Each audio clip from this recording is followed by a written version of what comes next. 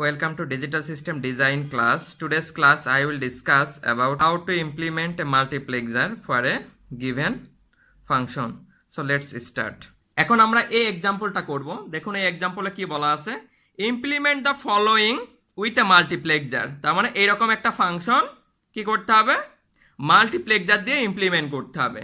এরকম একটা ফাংশন কি করতে হবে, মাল্টিপ্লেক্সার দিয়ে ইমপ্লিমেন্ট করতে হবে। তাহলে মাল্টিপ্লেক্সার দিয়ে যদি আপনি ইমপ্লিমেন্ট করতে চান, সেক্ষেত্রে আপনাকে কয়টি জিনিস খেয়াল রাখতে হবে? তিনটি জিনিস খেয়াল রাখতে হবে। একটি হচ্ছে আমার ইনপুট লাইন, ইনপুট লাইন কত হবে বা ইনপুট লাইন কয়টি হবে। তারপরে কি সিলেকশন লাইন, আমার সিলেকশন লাইন লাগবে। আমি যদি মাল্টিপ্লেক্সার ইমপ্লিমেন্ট করতে চাই তাহলে আমার কি লাগবে, ইনপুট লাইন কয়টা সেটা নির্ধারণ করতে হবে, সিলেকশন লাইন কত হবে সেটা নির্ধারণ করতে হবে, এবং আউটপুট লাইন কয়টি হবে সেটা নির্ধারণ করতে হবে। আমরা সবাই জানি যে ডিজিটাল মাল্টিপ্লেক্সারের আউটপুট লাইন একটি থাকে, সুতরাং আমরা এটা পেয়ে গেলাম। এখন ডিজিটাল মাল্টিপ্লেক্সারের ইনপুট লাইন কেমন থাকে, 2n সংখ্যক থাকে কিন্তু আমার ইনপুট লাইন্স, আর n সংখ্যক অর্থাৎ এই যে এটা n সংখ্যক থাকে আমার কি সিলেকশন লাইন, না তাই তো? n সংখ্যক থাকে আমার সিলেকশন লাইন। আচ্ছা, এখন আমি যদি এই ফাংশনটার জন্য যদি ডিজিটাল মাল্টিপ্লেক্সার ইমপ্লিমেন্ট করতে চাই, তাহলে পরে আমাকে কি করতে হবে, এই n এর মানটা বের করতে হবে, তাই তো? তাহলে n এর মান কিভাবে বের করব আমি খুব সহজে শিখিয়ে দিচ্ছি। আপনারা দেখবেন যে এখানে কয়টি ভেরিয়েবল আছে, এই ফাংশনে কয়টি ভেরিয়েবল আছে, a b c d, a আছে, b আছে, c আছে, d আছে, 4টি ভেরিয়েবল আছে। তাহলে n এর মান কিভাবে বের করবেন বলুন তো? n equal variable minus 1, total variable minus 1, total variable minus 1। তার মানে কি টোটাল ভেরিয়েবল কয়টা আছে, 1 2 3 4, 4টি ভেরিয়েবল আছে, মাইনাস 1 অর্থাৎ কত, 3। অর্থাৎ n এর মান কত হবে, 3 হবে। একটু মাথা রাখবেন, n এর মান কত হবে, 3 হবে। অর্থাৎ n ইজ ইকাল টু 3। এটা হচ্ছে আমার কিন্তু সিলেকশন লাইন, এটি আমি পেয়ে গেলাম কি সিলেকশন লাইন, রাইট? তার মানে n এর মান কত হইলো, 3 হইলো, তাই তো? 3 হচ্ছে সিলেকশন লাইন। তাহলে ইনপুট কত হবে, n ইজ ইকাল টু যদি 3 হয় তাহলে পরে কি হবে, 2 to the power n is equal to কত হবে, 2 টু দি পাওয়ার 3। তার মানে কত হবে, 2 টু দি পাওয়ার 3 মানে কত, 8। তার মানে 8 হবে আমার কি ইনপুট লাইন, 8 হবে আমার কি ইনপুট লাইন্স। একটু মাথায় রাখবেন যে প্রথমে দেখতে হবে আমার কয়টা ভেরিয়েবল আছে, কয়টি ভেরিয়েবল আছে, 4টি। তাহলে 4 থেকে আমার কি করতে হবে, 1 বাদ দিয়ে দিতে হবে। তাহলে যেটা আসবে সেটা হচ্ছে আমার n হচ্ছে কি, আমার বলেছি n হচ্ছে সিলেকশন লাইন। তাহলে n ইকুয়াল কত, 3 হচ্ছে আমার সিলেকশন লাইন।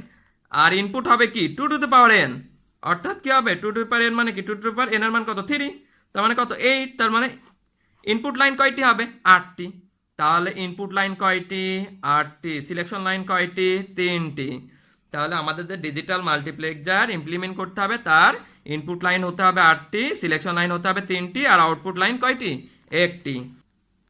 তাহলে এখন আমরা ডিজিটাল মাল্টিপ্লেক্সারটা ইমপ্লিমেন্ট করার চেষ্টা করি। দেখুন ডিজিটাল মাল্টিপ্লেক্সারের ইনপুট কয়টা হবে, 8টা হবে, তাই না? ডিজিটাল মাল্টিপ্লেক্সারের ইনপুট কয়টা হবে, 8টি, সিলেকশন লাইন কয়টা হবে, 3টি, এবং আউটপুট লাইন কয়টা হবে, 1টি, তাই না? তাহলে আমরা ডিজিটাল মাল্টিপ্লেক্সারটা ইমপ্লিমেন্ট করার চেষ্টা করি। ইনপুট লাইন হবে 8টা যেহেতু, তো আমি একটু সার্কিটটা বড় করে আঁকানোর চেষ্টা করছি। তো ইনপুট লাইন হবে 8টি। ধরুন এটা i0, এটি i1, i2, i3, i4, i5, i6, and ধরুন এটা হচ্ছে i7, এটা ধরুন i7।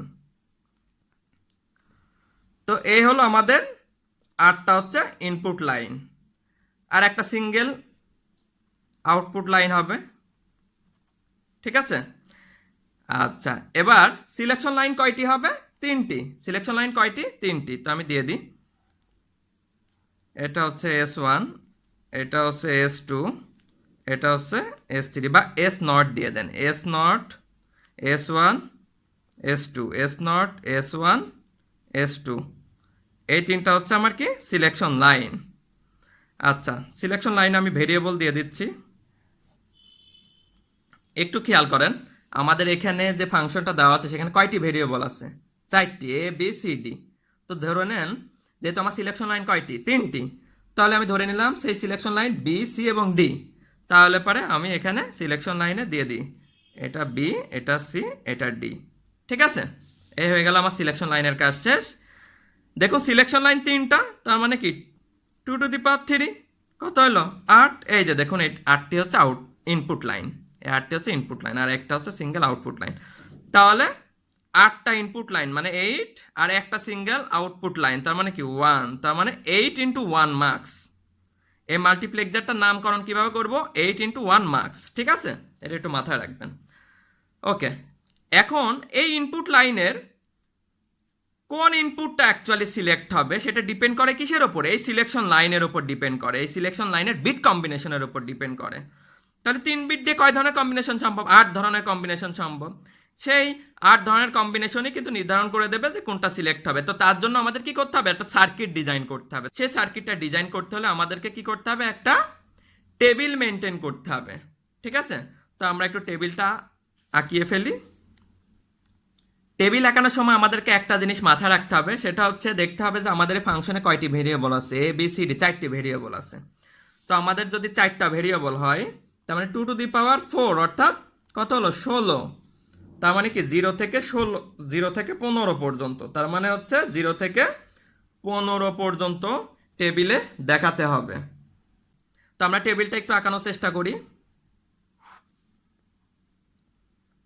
এই টেবিলে প্রথমত কলামে এই ইনপুটগুলা লিখতে হবে, অর্থাৎ ইনপুট কয়টা আছে, i0 থেকে i7 পর্যন্ত আছে। তো আমি একটু এই কলামে, টেবিলের এই কলামে i0 থেকে i7 পর্যন্ত লিখে দিই, i0, i1, i2, i3, i4, i5, i6, i7। এই দেখুন আমি এই টেবিলের i0 থেকে শুরু করে i7 পর্যন্ত লিখে ফেললাম। কেমন? ওকে, তাহলে এখন আপনারা বলুন তো 0 থেকে 15 পর্যন্ত যদি দেখাতে চান সেক্ষেত্রে কয়টি রো হবে, সেক্ষেত্রে কিন্তু 2টি রো করতে হবে। তাহলে কিন্তু 0 থেকে 15 অর্থাৎ 16টি মান আপনি দেখাতে পারবেন। এই দেখুন এটা 0, এটা 1, 2, 3, 4, 5, 6, 7, 8, 9, 10, 11, 12, 13, 14, 15। এই যে দেখুন 0 থেকে 15 পর্যন্ত ভ্যালু বা যেটাকে বলা হয় মিন টার্ম, এই যে মিন টার্মগুলো আপনি ইজিলি কি করতে পারবেন, এই টেবিলে দেখাতে পারবেন। তাহলে আমাদেরকে কি করতে হবে, এই টেবিলটা ড্র করার ক্ষেত্রে আমাদেরকে দেখতে হবে যে কয়টি ইনপুট আছে। i0 থেকে i7 পর্যন্ত 8টি ইনপুট আছে। তো i0 থেকে i7 পর্যন্ত আমরা কি করব, কলামে বসিয়ে দেব। i0, i1, i2, i3, i4, i5, i6, i7 পর্যন্ত কলামে বসিয়ে দিলাম। এরপরে কি করতে হবে, যেহেতু আমাদের 4টা ভেরিয়েবল 2⁻⁴ মানে 16, অর্থাৎ 0 থেকে 15 পর্যন্ত আমাদেরকে বসিয়ে দিতে হবে। তো সেক্ষেত্রে আমাদের কয়টা রো করতে হবে, 2টা রো করতে হবে। 2টা রো করলে আমরা দেখুন 0 থেকে 15 পর্যন্ত ইজিলি বসিয়ে দিতে পারলাম, তাই না? এখন দেখুন এখানে তাহলে আমি কি ভেরিয়েবল বসাবো। তো আমাদের দেখি, আমাদের এই যে ফাংশনটা দেওয়া আছে এই ফাংশনে কোন ভেরিয়েবলটা বাদ পড়লো, বি দেওয়া হয়ে গেছে, সি সিলেকশন লাইনে দেওয়া হয়ে গেছে, ডিও সিলেকশন লাইনে দেওয়া হয়ে গেছে। আচ্ছা, তার মানে বি সি ডি 3টাই সিলেকশন লাইনে দেওয়া হয়ে গেছে। তাহলে থাকলো কি এ।